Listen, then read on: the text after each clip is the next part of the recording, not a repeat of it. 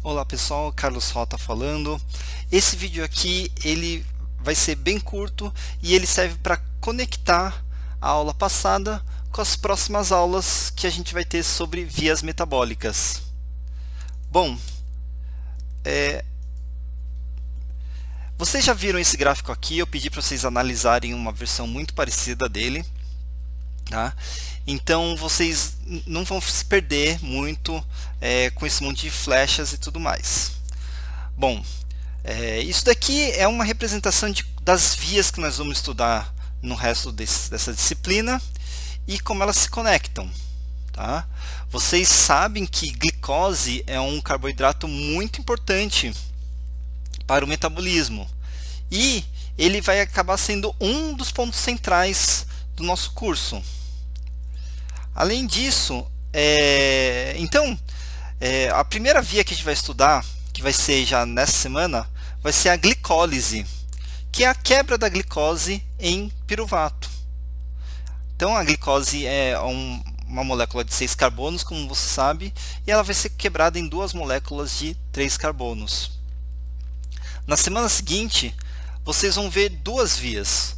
Uma é a gliconeogênese, que é um pouco como o caminho oposto da glicólise. É como a gente faz glicose a partir de piruvato.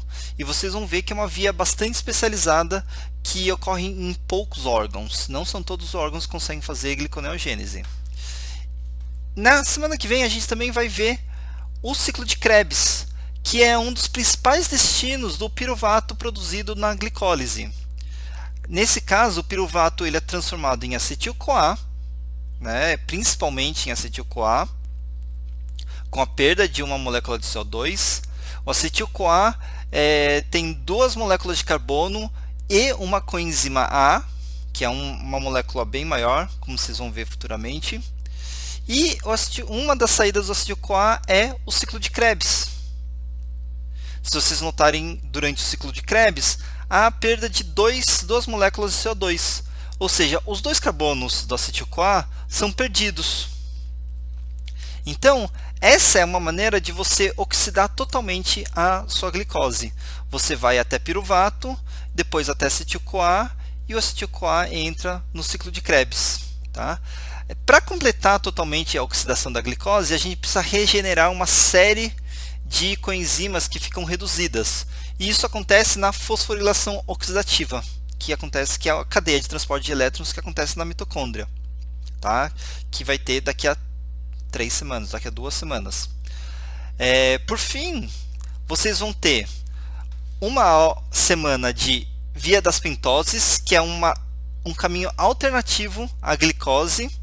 Então a glicose ela pode virar piruvato, mas também pode virar, por exemplo, ribose 5-fosfato. E essa ribose 5-fosfato pode ser utilizada para fazer nucleotídeos. Tá? E o acetil-CoA tem uma saída pelo ciclo de Krebs, mas também tem uma saída para virar ácido graxo. Tá? E vocês vão ver isso na aula de metabolismo de lipídios, né? Vocês vão ver como que os lipídios são sintetizados e como eles são degradados. E olha que interessante, o acetil-CoA tem 2 saídas, ou ele vira ácido graxo, ou ele é degradado no ciclo de Krebs. Se você está degradando ácidos graxos em acetil-CoA, o acetil-CoA só tem uma saída, que é o ciclo de Krebs.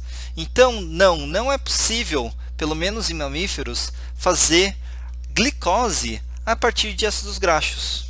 Tá? Em alguns aminoácidos, por exemplo, isso é possível. Por exemplo, a alanina. A alanina ela vira piruvato e piruvato vira glicose. Já a lisina ela vira acetil-CoA e o acetil-CoA entra no ciclo de Krebs e ele não pode ser degradado.